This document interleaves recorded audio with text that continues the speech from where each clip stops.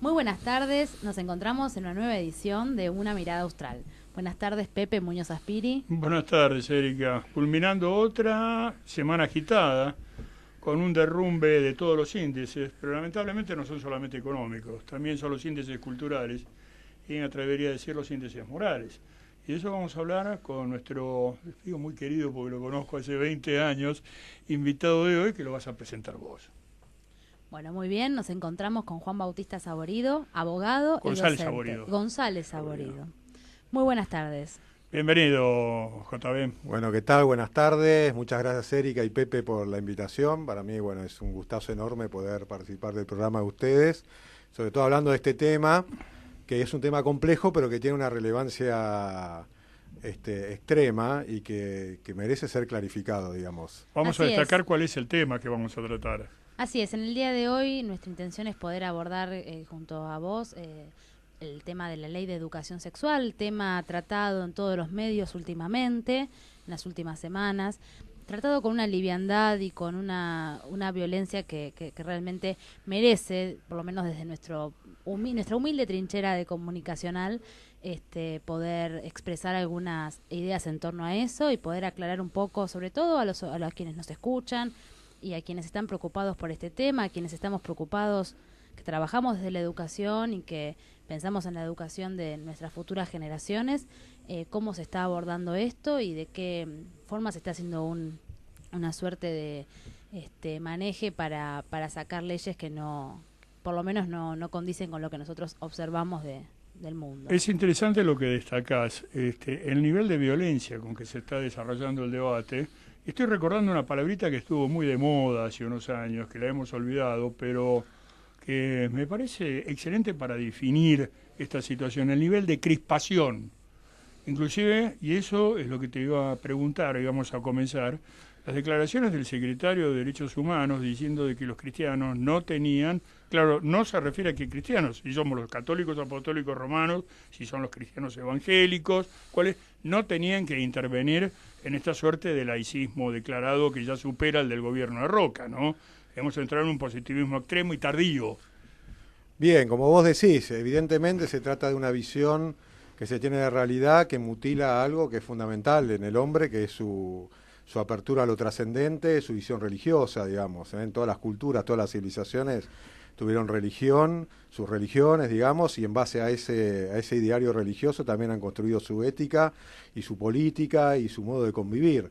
La verdad que me llama poderosamente la atención que se niegue así la visión religiosa, la que sea, digamos. La que ¿no es sea, cierto? sí, yo hablo de todos, hablamos de todos. Aparte que, bueno, también implica una clara violación, digamos, del derecho a la libertad de cultos, que implica también poder expresarse de una visión religiosa sobre la realidad.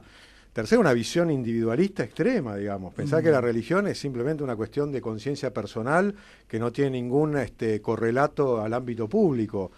Es desconocer la historia, ¿no es cierto?, la importancia que ha tenido la religión incluso en las instituciones modernas que hoy nos gobiernan, en la Declaración de los Derechos del Hombre, ¿sí?, que tuvo su fundamento en la filosofía personalista, que es claramente de inspiración cristiana, en la inspiración, digamos, de Francisco de Vitoria, fraile dominico, Suárez, sobre los derechos del hombre, los derechos de la persona, los derechos de los indios en el momento de la conquista.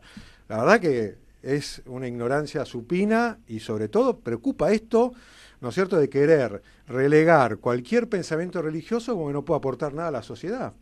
¿Sí? Es antidemocrático, digamos. Sí, y es una ignorancia que no es inocente. Eso nos gustaría que vos nos destaques qué es lo que vos advertís detrás de todo esto, porque responde a un plan general, como se está dando con las cuestiones de la transexualidad, etcétera.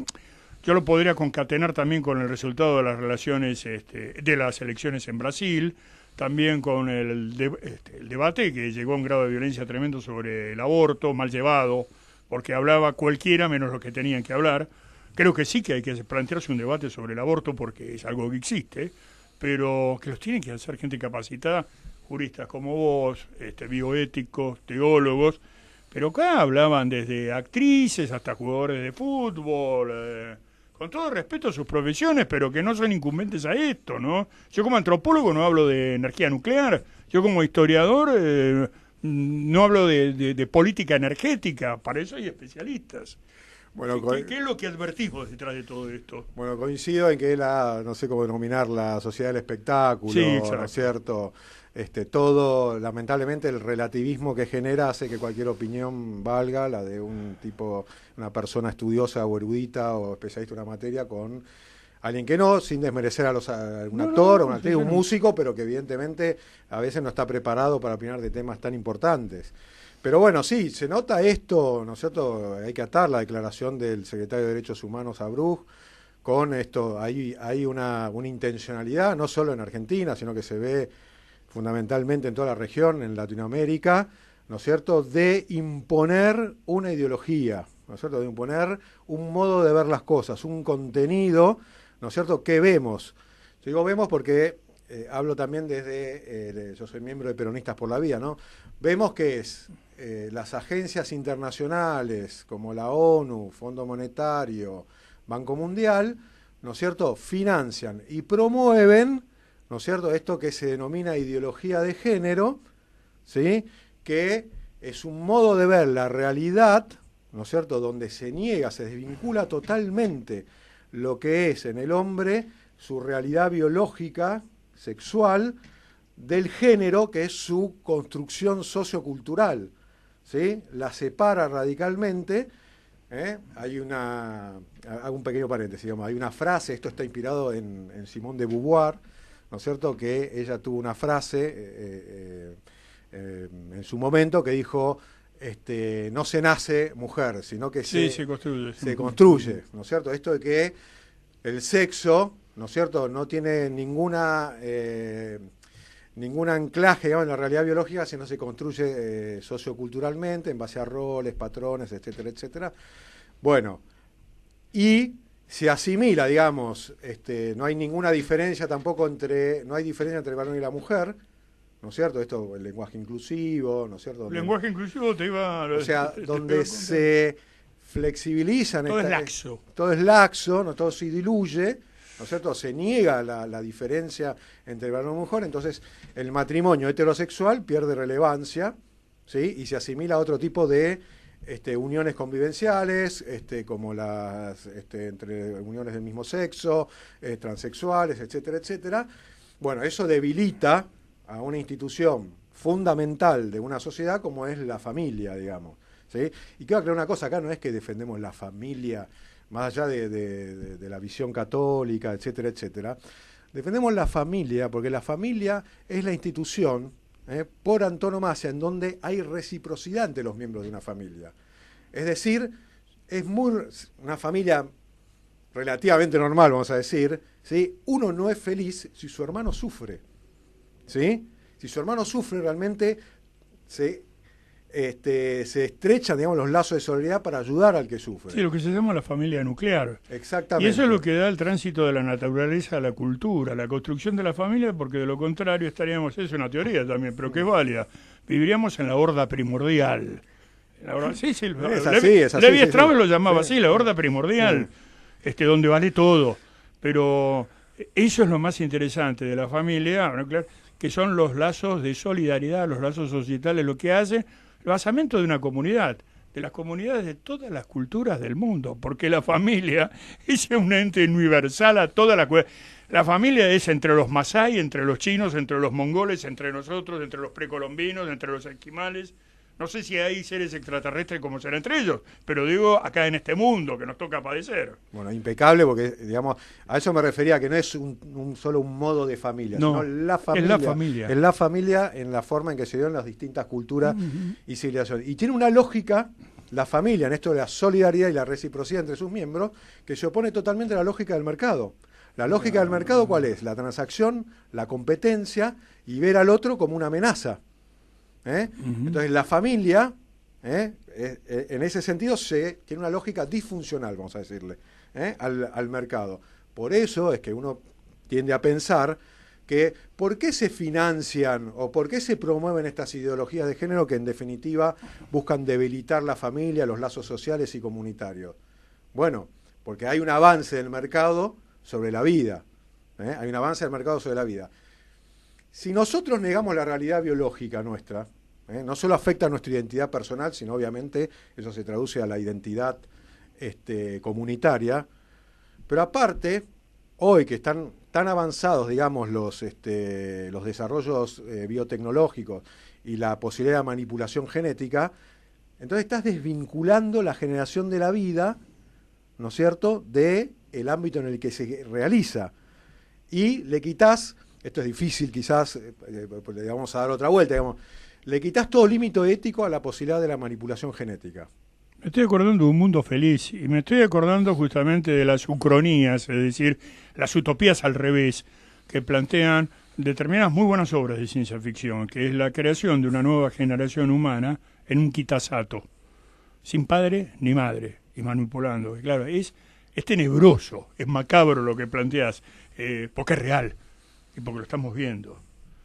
Finalmente, un poco el sueño fáustico que tenían los hitlerianos de la creación de una Herrenrasse, una raza de señores, que no es, bueno, lo explicitó el Tercer Reich, pero también lo tienen en cuenta muchos que consideran pueblos elegidos, que no solamente el pueblo judío, son varios los que se creen pueblos elegidos, o clases elegidas. Acá tuvimos un integrante del equipo económico que dijo, bueno muchachos, pero esto lo tenemos que manejar nosotros. No vaya a ser que venga un tipo de Santiago del Estero, estaba hablando como diciendo de un escalafón zoológico. Internamente tiene metido todo eso que vos estás diciendo, lo tiene internalizado. Y es horrible. Lamentablemente sí, y esto no es futurismo, no, ni tampoco es ninguna teoría rara, que esto es la realidad. La tecnología ya está, lo puede investigar cualquier oyente poniendo en Google la búsqueda, y aparte hay una corriente científico, filosófica y cultural, ¿no es cierto?, que le da soporte teórico a esto que es el transhumanismo.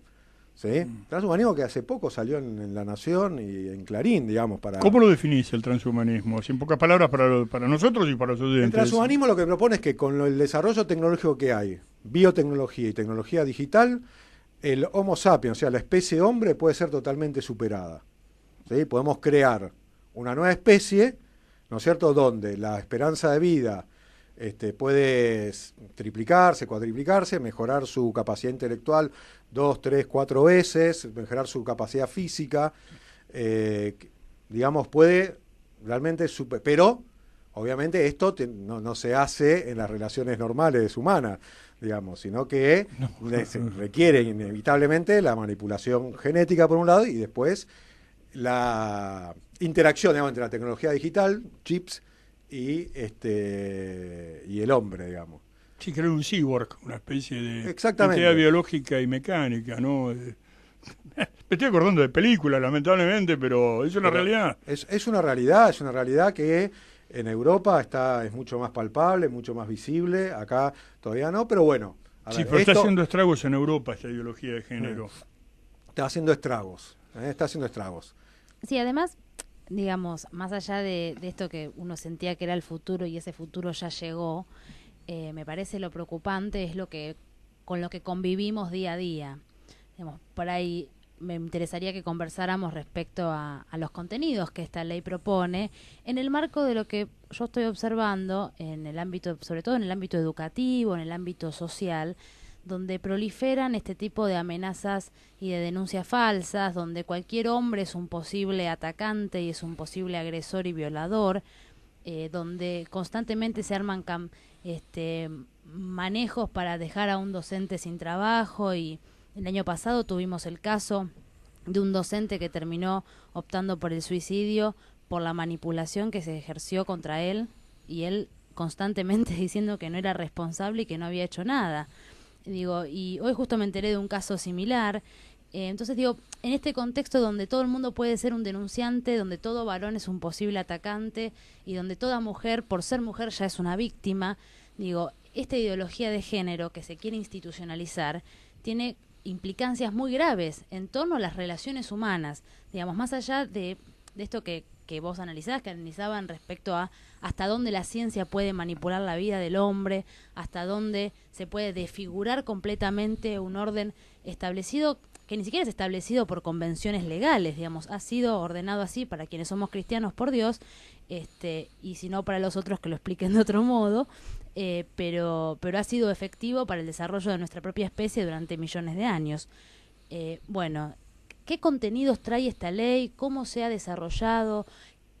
¿Cómo ha penetrado en los despachos de los diputados que hoy están planteando esto como una necesidad de urgencia? Digamos, en la Argentina muere gente de hambre, pero hoy es mucho más importante plantear este tema. La educación está desarticulada desde hace décadas que vivimos con una educación donde ya no se amolda a la realidad y donde no está puesta al servicio de poder dar amor y conformar ciudadanos, sino de formar consumidores y competidores, posibles competidores de un mercado.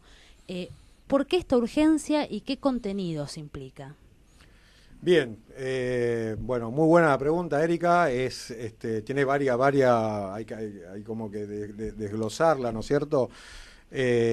Por ejemplo, a mí me preocupa enormemente, primero que nada, es que acá en la ciudad de Buenos Aires, ¿no es cierto?, se congregó un equipo de expertos, ¿no es cierto?, para darle los contenidos a la educación sexual integral en la ciudad de Buenos Aires, que están coordinados por Diana Mafía, que es una conocida, digamos, ideóloga de género, militante, que, perdón que hago pero hace poco entré en el blog de ella y una frase que realmente me preocupó, ¿no es cierto? Ellos quieren que sea el Estado en que imparta la educación sexual y frente a la oposición de familias, padres, dicen, estos padres que creen que sus hijos son propiedad privada. Entonces, claro, ¿cómo vas a propiedad privada? Acá lo que están defendiendo es su derecho a educar. Aparte no es su derecho, es su deber. Los principales agentes educadores son los padres, es su derecho y es su deber. El Estado cumple una función subsidiaria, complementaria. No se puede prescindir de la orientación que le quieren dar los padres. ¿Qué es lo que pasa? Con relación al debate de la ley del aborto, ¿no es cierto?, surgió el tema de la educación sexual, ¿no es cierto?, como uno de los medios para evitar que haya abortos. Y es cierto, se han notado que ha habido deficiencias en cuanto a la implementación de la educación sexual integral. Entonces, a partir de esto, ahora, tomando eso y haciendo, digamos, como una media verdad, dice, bueno, lo que tenemos que hacer es que el Estado, como los padres o algunas comunidades educativas, se niegan a impartir educación sexual, entonces la tiene que impartir el Estado. Ahora, imparte el Estado, pero fíjense, acá en la Ciudad de Buenos Aires, que no hay pluralismo en cuanto a la comisión de expertos que le va a dar los contenidos, sino que hay una sola visión, una visión que es ideología de género. Ellos niegan que sea ideología de género, dicen, no, es perspectiva de género, ¿sí? Tratando de confundir. No, perspectiva de género es el que quiere la igualdad de derechos del hombre y la mujer, la equidad, pero la igualdad en la diferencia, digamos. Los peronistas siempre hablamos de perspectiva de género. Justamente. Exactamente, la real perspectiva de género. Ahora, cuando nosotros tenemos la visión de que vivimos en un patriarcado donde la mujer necesariamente está sometida, donde no reconocemos la diferencia entre varón y mujer, y que cualquier alusión a la diferencia entre varón y mujer ya es parte del heteropatriarcado y que impone el dominio del hombre sobre la mujer, ya estamos en problemas, ya tenemos una visión muy distorsionada de la realidad, ¿sí? Y esto, obviamente, da lugar, entonces, el hombre, ¿no es cierto?, es violento, el hombre, o sea, ya parten de que el acto sexual mismo es un ejercicio de violencia del hombre sobre la mujer, ¿no es cierto? Entonces se da este tipo de falsas denuncias. Es al revés en algunos casos. Exactamente, se da realmente, pero realmente es preocupante y es un aquelarre, digamos, es un aquelarre. Es un disparate, no hay, se rompe cualquier tipo de parámetro, digamos, para impartir esto. Y bueno, básicamente, digamos, eso, ¿no es cierto? Parte de esta indiferenciación y de siempre ver al hombre, perdón, quería decir esto, y al hombre, ¿no es cierto?, como dominando a la mujer. Que hay violencia, no lo vamos a negar, pero lo que no se distingue es lo que es la violencia patológica de la violencia sociocultural. Hay que hacer esa diferencia. También hay violencia de la mujer sobre hijos, ¿no es cierto?, la mujer sobre novios. Digamos, el problema es la violencia. Cuando se hace ese sesgo, entonces ya está ideologizado y es preocupante. No, y aparte hay el caso, bueno, no viene al caso de discutirlo esto, pero también mujeres que ejercen una violencia psicológica sobre su pareja, sobre su marido, la violencia sobre los más desvalidos, estamos hablando de los chicos, y la violencia con los adultos mayores también. Hay que ver lo que es el trato en los geriátricos, de todo. Bueno, es decir, esto ya sería para un análisis de la violencia y para ver qué es una sociedad patriarcal y qué fueron las sociedades matriarcales en la época de la historia, ¿no? Porque los imperios más violentos y crueles muchas veces estaban encabezados por una mujer. La reina Victoria no era precisamente Florencia Nightingale, no era una enfermera, era la reina de Gran Bretaña y emperatriz de la India, y permitió, justificó y avaló y condecoró. Bueno, la reina Isabel hacía almirantes a piratas. Entonces es bastante complejo. Pero la motivación política que vos ves, no es casual que detrás de todo esto esté Kissinger. No es casual que detrás de todo esto estén determinados estrategas mundiales, geopolíticos y arquitectos de un nuevo orden en el cual necesitan una regresión demográfica para captura de recursos naturales. A ver, eso vos lo has trabajado. Sí, muchas gracias, Pepe, por la pregunta, porque uno que está eso vos lo has trabajado, tiene tantas aristas esto que una vez claro. se olvida esto que es fundamental también, que tiene que ver con las políticas poblacionales y demográficas. ¿No es cierto? Hay un dato, digamos, ¿no es cierto? Primero fue McNamara, secretario de Estado en Estados Unidos, 1967-1968. Calado en Vietnam. Claro, pasa a ser presidente del Banco Mundial y empieza a condicionar los créditos del Banco Mundial a que el país que solicita el crédito y empiece a implementar políticas antinatalistas. Después vino en 1974 lo que se conoce como el informe Kissinger, ¿no es cierto? Que en realidad es un informe que firma Kissinger, pero que elabora el Consejo Nacional de Seguridad de Estados Unidos, en donde vamos a hacerlo sintético, ¿no es cierto? ¿Qué es lo que dice? ¿Cuáles son los intereses de Estados Unidos de ultramar? Y el problema principal que dicen que tiene Estados Unidos es el tema poblacional en aquellos países dotados de recursos naturales estratégicos que Estados Unidos va a requerir. Entonces, a partir de eso es que implementa ya de modo mucho más fuerte, ¿no es cierto?, la promoción de políticas antinatalistas en todos los países del subdesarrollo. Eso, después, el mismo Estados Unidos influencia en Naciones Unidas para que sea Naciones Unidas también el que adopte políticas antinatalistas que se plasman de alguna manera en la conferencia del Cairo. Una cosita quiero decir con respecto a eso. Se habla de los derechos de salud reproductiva, los derechos de planificación familiar, que no está de acuerdo, y es lógico, es un derecho, ¿no es cierto? Obviamente se hace una lógica individualista, ¿no es cierto? Lo que llama la atención es que ni en el Cairo, ni en Beijing, ni en ningún documento de las Naciones Unidas se habla de los derechos a reproducirte. Siempre es en control de natalidad. No es que estoy acá planteando que todo el mundo tenga que tener hijos a lo loco. Argentina necesita redistribuir su población, está muy agrupada en las grandes ciudades, pero necesitamos aumentar la población. Necesitamos ocupar el territorio. Necesitamos por lo menos 100 millones de habitantes para generar un mercado interno. Bueno, pero esto ya lo planteaba el propio Perón, que lo veía viendo de los límites del crecimiento que imponía el Club de Roma. Estamos hablando de la década del 70, estamos en el 2100. Somos un país vacío y aparte, como vos bien decís, concentrado en núcleos urbanos. Exactamente.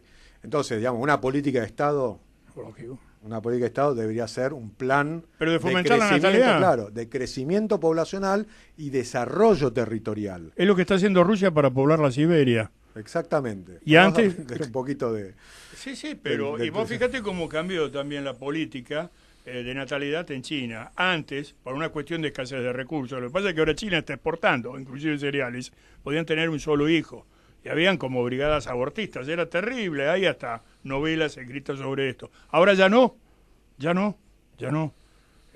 Han arreglado su economía y inclusive para ocupar, China es otro país continente, grandes espacios como el desierto de Gobi, etcétera. Pero en eso nosotros no nos fijamos.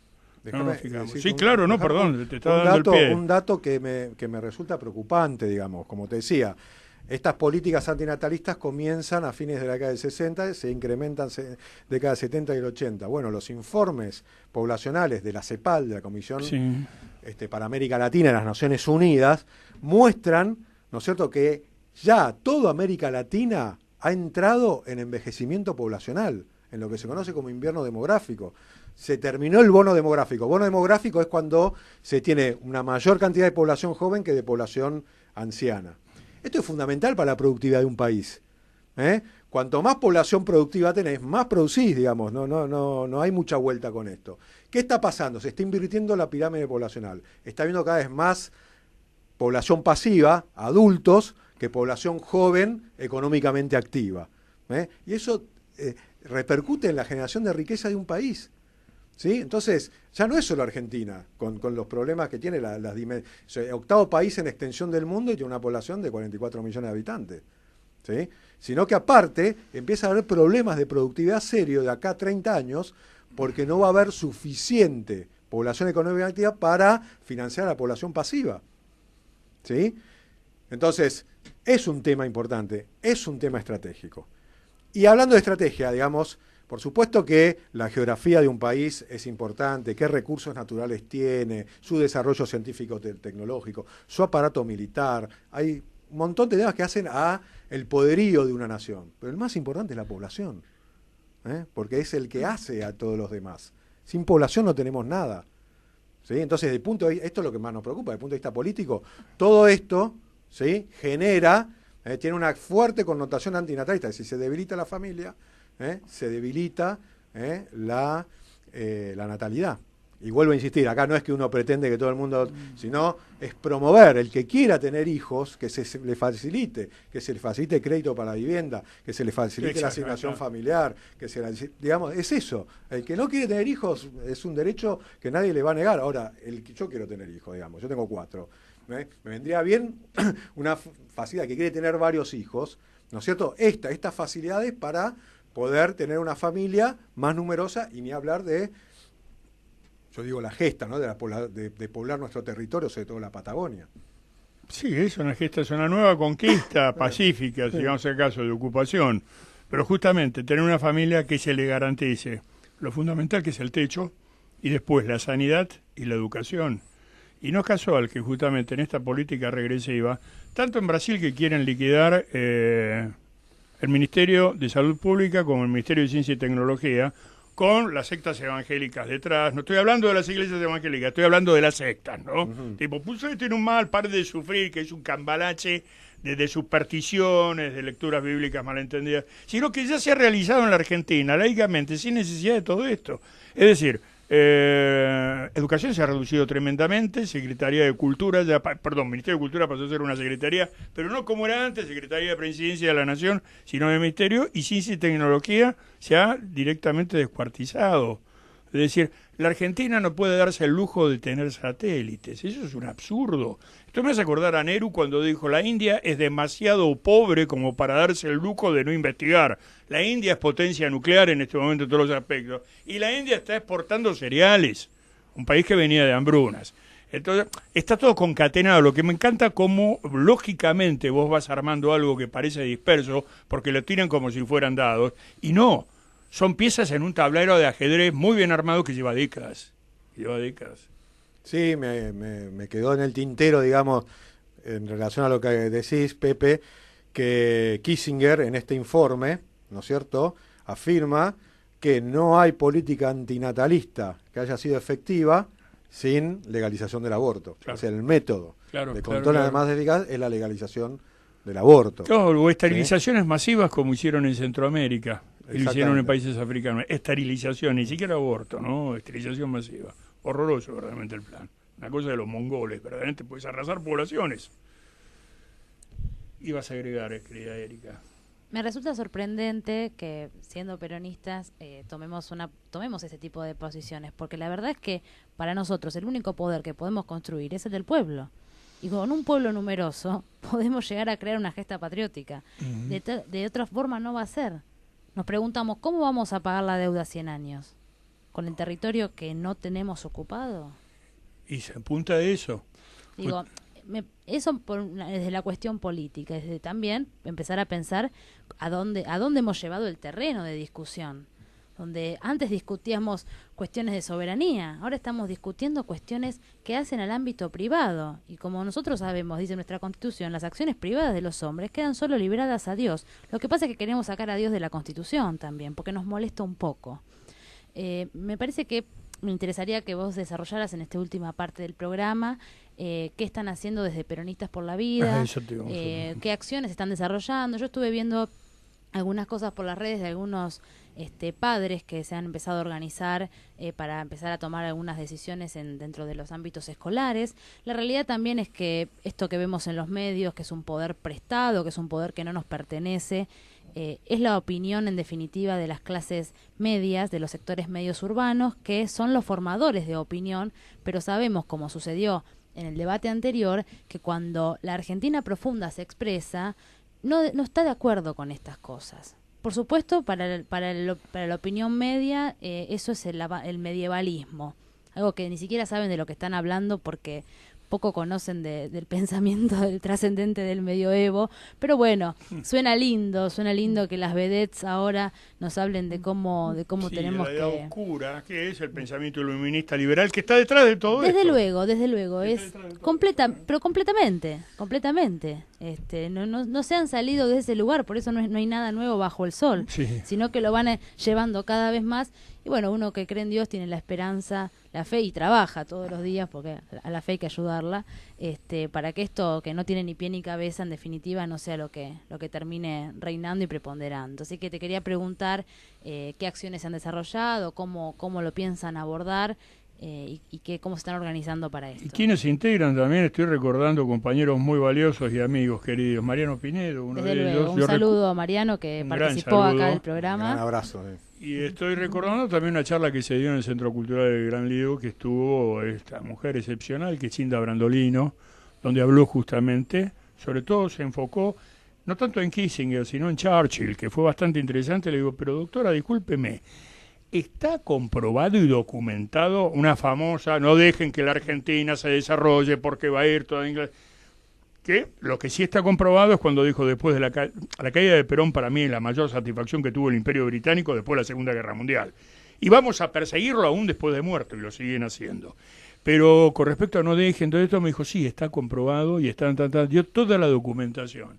Y vi que era un grupo, después hay una señora Travieso de apellido, creo que Florencia Álvarez Travieso, bueno, un grupo de gente bastante interesante. ¿Cuáles son las actividades que ustedes tienen en vistas a desarrollar ahora, que se va a librar el gran Armagedón, ¿no? Por llamarlo de alguna forma? Un saludo a Florencia, que facilitó tu presencia aquí en el programa. Sí, de paso saludo a todos los compañeros de Peronistas por la Vida, la verdad que siempre apoyando de manera incondicional, digamos.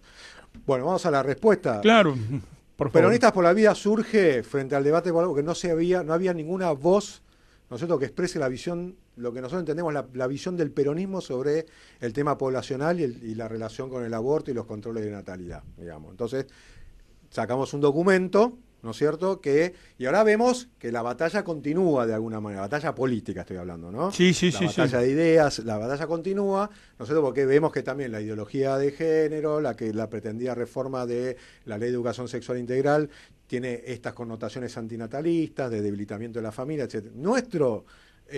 Lo que nosotros queremos desarrollar es, primero que nada, el esclarecimiento y dar la discusión dentro del peronismo, ¿sí? La discusión de ideas. Sacamos hace poco un documento sobre el peronismo y la ideología de género, nosotros que lo publicamos en nuestra página de Facebook y que tratamos de difundirlo de la mejor manera posible.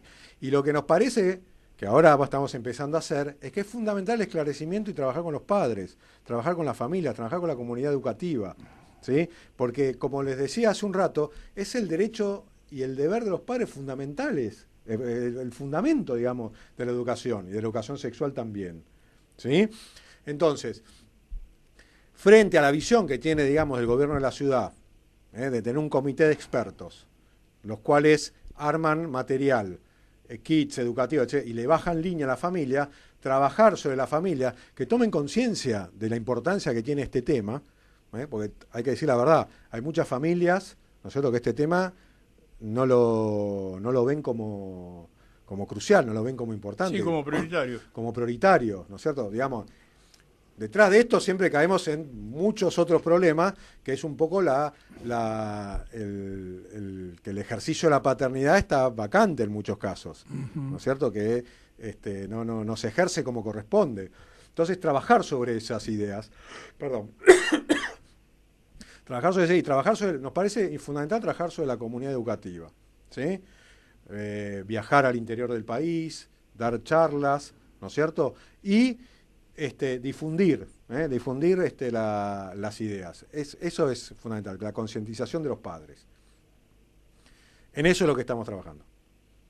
Sí, justamente uno de los aspectos que se ha roto desde hace muchas décadas, sobre todo cuando las cuestiones empezaron a apretar y las mujeres tuvieron también que ir a trabajar y donde se empezó a desordenar la familia, lo que ha sucedido es que se ha roto la alianza estratégica para la formación de un niño, que es la escuela y la familia, el diálogo permanente. Hoy no hay diálogo. Digamos, hoy no hay posibilidades de participación de la familia en el lugar donde sus hijos pasan entre 4 y 8 horas. Digamos, ese es me parece el problema más grave, donde los padres están ajenos a lo que se le está transmitiendo a los chicos, porque, digamos, y también hay que aclararlo, que la educación sexual, yo me formé en la escuela en los 90 y se daba. Digamos, hoy me explicaron los temas básicos de cómo tenía que relacionarme en ese plano. Digo, pero lo más importante fue lo que hablé en mi casa, desde luego. Pero ahora lo que yo observo es que se le agrega una cantidad de contenidos donde poner en duda, imagínate para un chico de 3, 4 años, poner en duda si es nena o nene, es un lío importantísimo, sobre todo porque uno, digamos, por lo menos yo no querría que a mis hijos le hagan esas preguntas porque me parece que no ameritan en ese momento de la vida. Son preguntas que uno incluso puede hacérselas o no en otros momentos. Digo, me parece fuerte el tema de contenidos de esta ley. Digamos, sí, es muy insisto fuerte en este tipo de cuestiones. Es muy fuerte. Lo que vemos, aparte, en términos de la juventud y la adolescencia, digamos, en nuestra actualidad, ¿no es cierto?, es que con la proliferación de las redes sociales, los aportes digitales, etcétera, etcétera, ¿no es cierto?, cada vez es más difícil, ¿no es cierto?, poder influenciar positivamente sobre el joven. Hoy son muchas las voces que le hablan. La mediación de la familia está diluida ya de por sí, ¿sí? Y entonces eso se traduce, digamos, en que hay una tendencia al descontrol muy grande. Hay aumento del consumo de alcohol, aumento del consumo de drogas, y falta la presencia del rol paterno-materno en acompañar a sus hijos en el tránsito, digamos, de la adolescencia. Uno de los problemas que hay es el tema de la promiscuidad sexual, ¿sí? La iniciación temprana del sexo. Hoy hay acceso por internet a páginas pornográficas irrestrictas, digamos, ¿sí? Tenemos ese tipo de problemas. Si a eso nosotros le damos un contenido de educación sexual, ¿no es cierto?, en donde simplemente, como es la publicidad del gobierno de la ciudad, que un chico a partir de los 13 años puede ir a informarse sobre los métodos anticonceptivos sin necesidad de acompañamiento de los padres, etcétera, etcétera. Bueno, esto es un ejemplo, ¿no es cierto?, pero es preocupante porque lo que estamos dando es una facilitación al descontrol, ¿no? Hay que enseñar, por supuesto, la parte biológica, pero la responsabilidad. Más allá del descontrol, me parece que lo que se ha roto, digamos, hay un problema espiritual en la persona. Y no lo digo en el sentido, digamos, de acto religioso y demás, sino en el sentido de que no hay un valor. O sea, no nos valoramos a nosotros mismos. Digamos, eso es lo que nos lleva a este tipo de cuestiones. Digamos, y no lo digo desde un lugar, lejos estoy de ascribir a un pensamiento conservador. No, el problema, digamos, es que a uno lo interpreten mal y digan, moralina. Pero sinceramente me preocupa la falta de valor propio, de valorarse a uno mismo para poder tomar decisiones correctas o al menos poco peligrosas. Sí, yo lo que digo es que si nosotros instalamos que hay un derecho al goce y al goce sexual, derecho estoy hablando, claro, un es derecho una locura. al goce y al goce sexual, y que el sexo es un instrumento de goce, ¿sí? Entonces evidentemente caemos en una cosificación e instrumentalización de la persona, porque yo te voy a usar para satisfacer mi deseo sexual y vos me vas a usar a mí para satisfacer tu deseo sexual. Pero el sexo, justamente, que es algo que es tan profundo para comunicar afecto, amor, muchas más cosas, es como que se termina desvirtuando, ¿sí? Se transforma en un objeto de consumo más. Por eso lo relaciono mucho con la sociedad de consumo. Todo esto, lo único que favorece es la sociedad de consumo. Y ahora el sexo también es un bien consumible. Un bien consumible más. ¿Hay alguna fecha propuesta para el tratamiento de esta ley? ¿Cómo lo han abordado? ¿Se va a trabajar en comisiones o va a seguir trabajando en esta comisión única ¿Va a tener un tratamiento a nivel nacional o va a ser de discusión distrital? A ver, cuando nos metemos en el tema de los proyectos de ley, hay varios proyectos de ley de modificación de la Ley de Educación Sexual Integral, ¿sí? Que incluso es equivocado el nombre, otra vez un nombre tramposo como el anterior, la interrupción voluntaria del embarazo, y bueno, ¿y cuándo lo retomamos? Exactamente. Bueno, acá integral, ¿qué entendemos por no, integralidad? Es que la ley 26.150 de Educación Sexual Integral, la del 2006, digamos, uno puede tener algunos reparos, pero es una ley, dentro de todo, bastante razonable, ¿sí? Porque los contenidos salían del Comité Confederal de Educación, estaban acordados con los ministerios de cada provincia, y realmente cuando estaba estipulado que si se iba a impartir educación sexual se tenía que avisar a los padres, se trabajaba mucho el tema de la intimidad, obviamente también se trabajaba temas de violencia. ¿En qué lugar queda la intimidad en todo esto? Si uno tiene pudor, que andar hablando por la vida y públicamente. El pudor, digamos, era los contenidos, se respetaban la orientación que le querían dar los padres, se respetaban los diarios educativos de la comunidad educativa, era respetuosa, se garantizaban, digamos, los derechos, ¿sí? Porque hay que aclarar, no es que uno está en contra de la educación sexual. Totalmente, no. Nada que ver, ¿sí? Estamos a favor de la educación sexual, lo que estamos en contra es de que le impartan un contenido único, que aparte lo vemos como pernicioso directamente, ¿sí? Y que no se respete la pluralidad. Y, bueno, ahora hay varios, a raíz de la ley, hay varios proyectos. Nosotros que básicamente lo que pretenden es que la educación sexual sea de orden público, ¿sí? Y que no se respeten los idearios de la comunidad educativa. El contenido lo da el Ministerio de Educación de manera obligatoria, ¿sí? Y es obligatorio dar esos contenidos. Bueno, parece que realmente es violatorio primero de la Ley Nacional de Educación, que es violatorio, como decíamos antes, los derechos constitucionales de los padres a educar y a decidir la orientación de sus hijos. Es violatorio de la libertad de enseñanza, ¿sí? Pero bueno, no está claro, digamos, esto siempre está que sí, que digamos hay información de que la diputada tal o la senadora tal presentó un proyecto de modificación de la Ley de Educación Sexual. La realidad es que hace poco el mismo ministro de Educación, Finocchiaro, dijo que la ley sexual no se iba a modificar. Pero ya sabemos, dicen una cosa y después terminan haciendo otra. Insistimos, nosotros lo que me parece importante hoy es tratar de actuar sobre estos nuevos contenidos o directrices, que sí sabemos, ¿no es cierto?, que se dieron a luz hace poco en la ciudad de Buenos Aires, porque sí esos contenidos vemos que son violatorios, no hay ninguna norma ni nada, pero los contenidos que se están bajando son claramente violatorios de los derechos de los padres y de las comunidades educativas y la libertad de enseñanza. Estamos trabajando sobre eso. Sí, además tampoco observo que se esté desarrollando un plan de formación del cuerpo docente en este sentido, sino, digamos, o va a ser una cosa en la que cada docente agarra las horas y dice lo que le parece al respecto, lo que lee en un panfleto, digamos, cómo se va a dar. Quieren bajar los lineamientos desde este comité de expertos, digamos, ¿no es cierto? O sea, un manualcito. Es un manual, y esto, bueno, y los kits, ¿no es cierto?, con las imágenes, etcétera, etcétera, ¿sí? De hecho, están algunos ya bajados en la página del gobierno de la ciudad. ¿Sí? Bueno, ¿qué hay que hacer en ese caso? Bueno, es importante que los padres, primero que nada, tomen conocimiento de cuál es el contenido de esos manuales, ¿sí?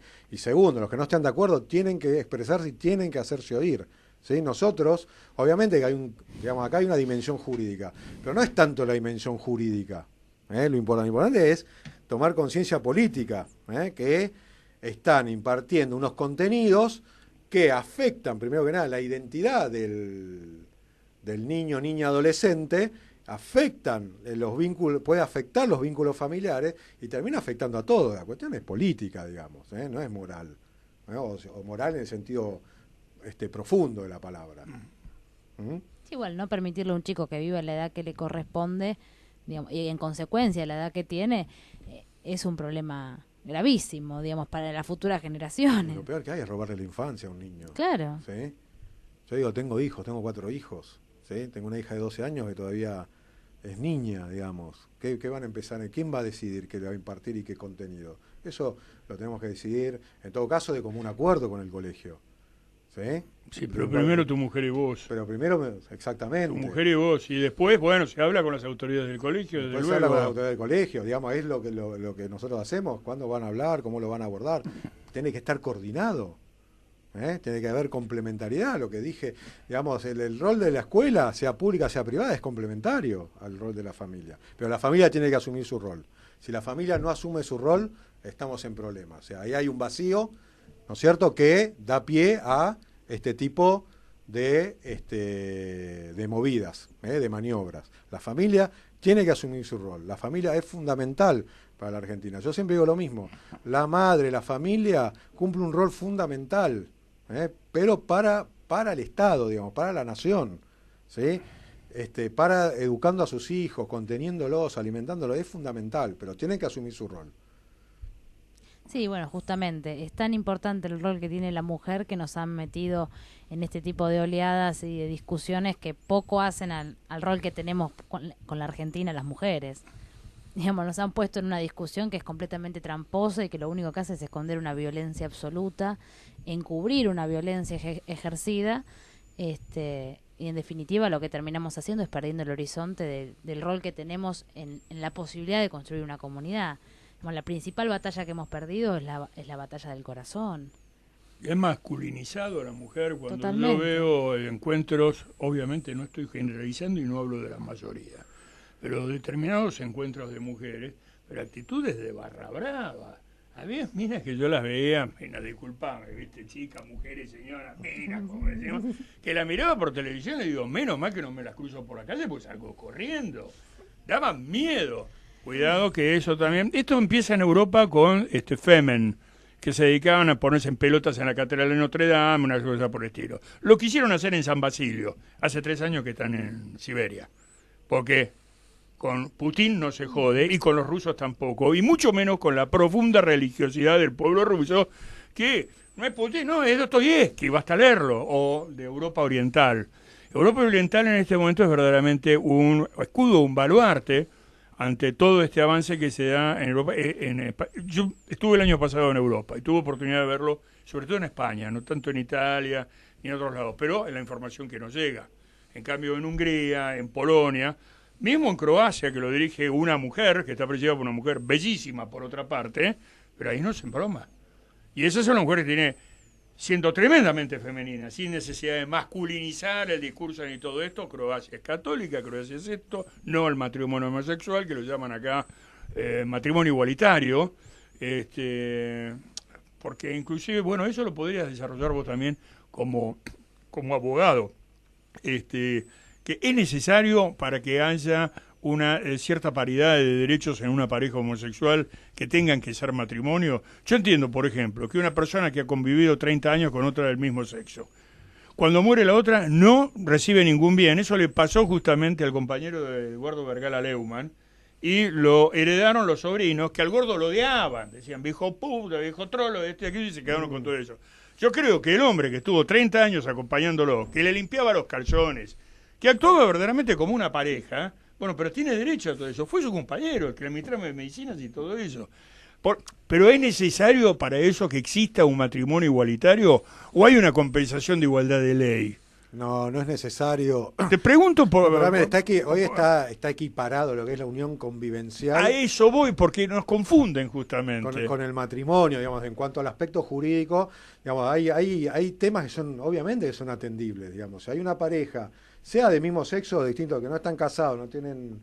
no se unieron en matrimonio. Pero que se muestre convivencia 30 años. Y se enferma la pareja, obviamente tiene que tener derecho a tomar decisiones. Claro. Eso se entiende perfectamente. Claro, está contemplado, eso quiero decir. Está contemplado. Ahora, cuando nosotros lo que vemos es matrimonio, busca legitimar, ¿no es cierto?, algo y equiparar, digamos, poner el mismo... Y vuelvo a decir, desde el punto de vista de una perspectiva poblacional, no se puede equiparar. El Estado tiene que ser claro en eso, tiene que habilitar y darle mayor relevancia a la posibilidad, estoy hablando de un país como Argentina, sí, por cuestiones estratégicas, a la familia que esté... a la familia nuclear. A la familia nuclear, digamos, con la posibilidad de tener hijos y promover eso. Esto Esa es nuestra visión. que quede claro que nosotros no estamos haciendo una persecución ni un programa contra gente que tiene una sexualidad o preferencias diferentes, ¿no? Opciones que han elegido otra opción sexual. Nadie está buscando eso. Porque de lo contrario, muchas veces, es interesante cómo manejan el relativismo lingüístico para confundir. Acá entra también el idioma inclusivo y montones de cuestiones. Y me ha pasado con profesionales en una radio y un tipo que me define muy científicamente diciéndome, lo que pasa es que vos sos un mataputos. Mirá vos qué definición científica, ¿no? Verdaderamente. Claro. No, acá yo no mato a nadie, yo no mato ni un gato. No mato absolutamente nada. Y hay mucho menos gente que tiene una orientación sexual diferente. No voy a decir, no, que no voy a quererlo si hasta tengo uno que es amigo, porque si no, caemos en esa, como no nace. No, pero digo, ¿cómo confundo? Por eso era interesante, quería que aclararas que está contemplado por la ley sin necesidad del matrimonio. Sin necesidad del matrimonio. Totalmente, está tanto la unión convivencial. La unión convivencial, a eso iba. Tiene prácticamente los mismos características y derechos que el matrimonio. Claro. No, lo que se tiene que hacer es una política justamente de fomento de la natalidad. Bueno, yo la tengo con todo esto, mirá, le comentaba a Erika, cuando me pongo a leer Laudato, la encíclica del Papa, yo digo, yo esto lo leí. Yo estoy muerto y resucité, tengo un déjà vu, hasta que se me ocurrió agarrar el modelo argentino para el proyecto nacional. Y dije, bueno, con razón. Y el modelo argentino para el proyecto nacional, que lo han sacado, ¿qué día fue específicamente? No sé, fue un 1 de junio. Bueno, venía Perón de ver todo esto que ya se iniciaba, los límites del crecimiento, el Club de Roma, la necesidad del achicamiento demográfico, y él está planteando justamente, inclusive él llegó a hablar de traer inmigrantes italianos en el tercer gobierno de Perón, dijo que iba a traer inmigrantes italianos, llegó a hablar de eso. Por eso justamente las políticas antiinmigratorias, no lo hablamos el otro día con un amigo Quique Real. No, porque los hospitales están llenos de bolitas y están llenos de paraguas. Están tan llenos de bolivianos y de paraguayos como de argentinos. Pero si rajamos a los bolivianos, nos quedamos sin verdura fresca. Entonces vamos a tener problemas con los veganos. Y si rajamos a los paraguayos, la señora que quiere echar de los hospitales que no utiliza porque tiene la tarjeta OSDE, se va a quedar sin servicio doméstico. Y yo me voy a quedar sin excelentes pintores, sin excelentes trechitas, sin excelentes electricistas. Y que vaya para muchos ignorantes que la ciudad orgullosa de Buenos Aires en 1536 fue fundada por paraguayos, porque siempre fueron quilomberos y armaron tal despelote en Asunción que el rey le dijo al vasco, anda, sacámelos, llévalos para el sur, llévalos al demonio, al fin del mundo. Llegaron hasta Mar del Plata, hemos visto una costa muy galana. Bueno, don Juan de Garay, sacámelos. Así que estamos hablando por un lado de patria grande, de unidad, y lo interesante es que está hablando con un amigo paraguayo también, que todo esto lo intentaron imponer en Paraguay hasta hace poco y tuvo una respuesta negativa muy fuerte de parte del presidente y las autoridades, pero por presión popular. Porque acá el banderazo verde de los pañuelitos tuvo mucha promoción porque las cámaras estaban en Buenos Aires, pero no se enfocaron tanto los pañuelos celestes de todo el interior. Entonces, ¿cuál fue la respuesta? ¿Y qué esperás de los salteños, catamarqueños? Fue una respuesta rivadaviana, iluminista, unitaria. Y es el interior, querido. Son todos payucas, son todos brutos. Bueno, acabas de tocar un tema que también tiene que ver con todas estas discusiones que se dio. El banderazo celeste en todo el interior. Volvemos y de gente joven. Al puerto. Al Rivadavia, al puerto de Buenos Aires. Rivadavia contra el interior profundo. Pero lo que me llamó la atención también, profundamente, y que me alegró, era la cantidad de gente joven, más joven que nosotros, que iban con el pañuelo celeste.